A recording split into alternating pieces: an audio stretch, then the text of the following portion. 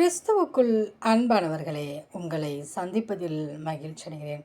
எரேமியா 15:11. தீங்கின் காலத்திலும் நெருக்கத்தின் காலத்திலும் உனக்காக நான் சத்ருவுக்கு எதிர்பட்டு உனக்கு சகாயம் செய்வேன்.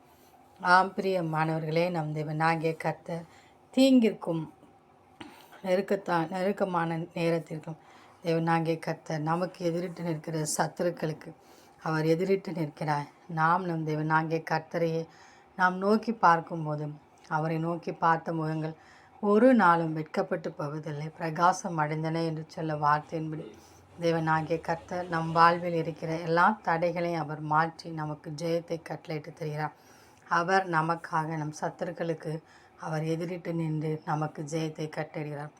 எனவே சந்திக்கிற பிரச்சனைகளும் போராட்டங்களும் நிரந்தரமாகிவிடுமோ என்று சொல்லி கலங்காமல் நமக்கென்று எதிராக நிற்கிற நம் தேவனாகிய கர்த்தர் நம்மோடு கூட நின்று நமக்கு எதிராளி வீழ்த்து நினைக்கிற நம் தேவனாகிய கர்த்தரை அனுதினமும் துதிப்போம். அவருடைய பாதத்தில் அனுதினம் காத்திருந்து ஜெபிப்போம்.